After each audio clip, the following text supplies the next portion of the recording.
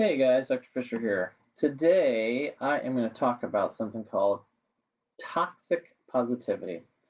I was watching and/or I was reading a Facebook post by one of my favorite people, which is Brene Brown, and she had this really great post on an author that she had brought in. And so I wanted to read to you what she said on that particular situation. The author's name is Susan David, and she is the author of a book by the name of Emotional Agility, of which I have purchased. I have not read the actual book yet, but I really like it so far. Or I haven't read the whole thing, I should say. I've skimmed it so far. And one of the things that she talks about, she quoted her recently out of the Emotional Agility book, and she said, because this gives you a little bit of an insight of what toxic positivity is. And she says, toxic positivity is forced, false positivity.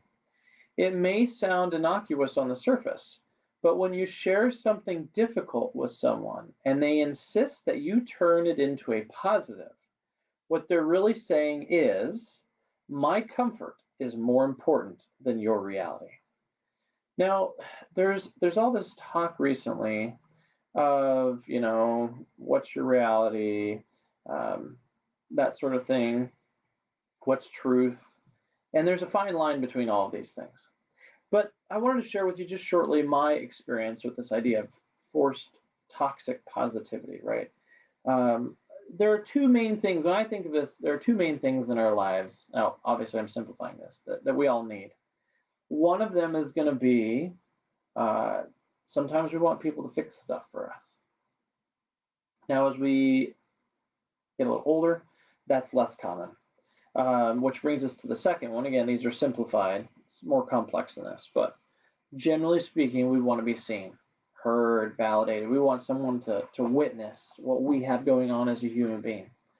And that's usually the second thing. And as an adult, quite frankly, in my experience, that's what we want most people to do for us. And so oftentimes when we're sharing our experience and someone tries to make that into something else, or they try and fix it for you, or this idea of toxic positivity, right? Oh, this you can make this so much better, and it'll be fine, and you're fine, and there's lots of different ways in which people try and help you. What they oftentimes don't realize is they're not helping you. They're not helping each other when we try and make it all positive, and when we try and take away from that experience. So again, I just wanted to say, positivity in and of itself is neither good nor bad. It's a high level. It can be a high level energetic exchange. It can be helpful for moving things forward. But when it's forced upon us, when what we really want is just to be seen and heard, when you get into this experience yourself here in this next couple of days, maybe today, maybe tomorrow, maybe this next week, check yourself and see, and or even ask for clarification with the person you're talking to. Is what they really want for you to give them something positive so that they don't have to feel, or that they can take away from the pain of what you have going on? Or is what's happening in your experience, you're just wanting them to witness what's happening for you? And or are you doing that to somebody else, right? It's a good thing to kind of check in. Anyways, this is Dr. Fisher signing out. That was just something I wanted to share with y'all.